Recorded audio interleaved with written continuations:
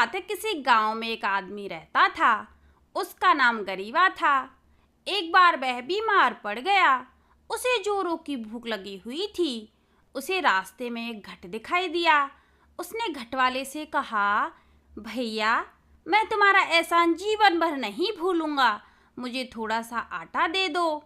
फिर वह घट वाला बोला, मंगता भिखारी कहीं का, चल भाग यहाँ से, खून पसीने की कमाई से आता है यह आटा। आ गया कहीं का भिखारी आटा मांगने, भिखारी के लिए नहीं है, भाग यहाँ से। यह कहकर घट वाले ने आटा झाड़ने वाले झाड़ू से गरीबा के सिर पर मारा। झाड़ू की मार पड़ने से गरीबा के सिर, गाल और कपड़ों पर आटा पड़ गया। गरीबा ने इस आटे को झाड़ा और खाने लगा। आटा खाकर उसके शरीर में थोड़ी जान आ गई। गरीबा घट से अपने घर की ओर वापस आने लगा। रास्ते में उसे एक महात्मा मिला। महात्मा ने उससे भिक्षा मांगी। उसके पास कुछ भी नहीं था।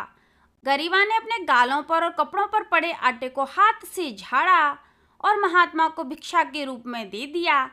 कुछ देर बाद गरीबा अपने घर पहुंच गया। उसने अपने सिर और गाल और कपड़ों पर पड़े आटे को एक परात में झाड़ लिया। उसे आश्चर्य हुआ।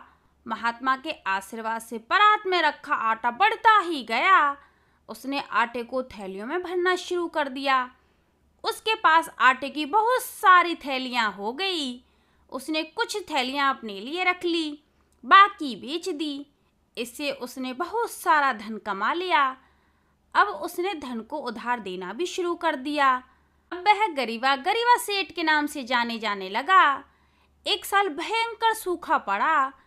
घराटों का पानी भी सूख गया था। खेतों में गेहूं की उपज भी नहीं हुई।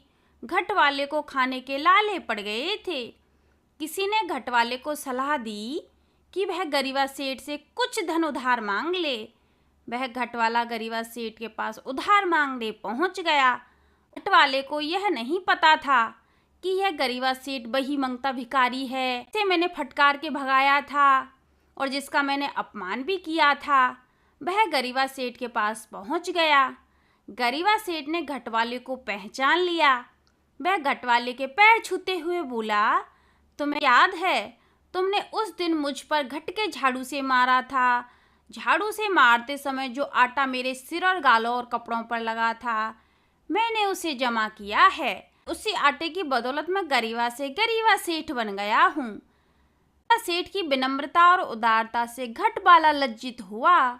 उसने गरीबा सेठ से क्षमा मांगी और वह पैरों में पड़ गया कि गरीबा सेठ, मुझे माफ़ कर दो और मेरी थोड़ी सी मदद भी कर दो।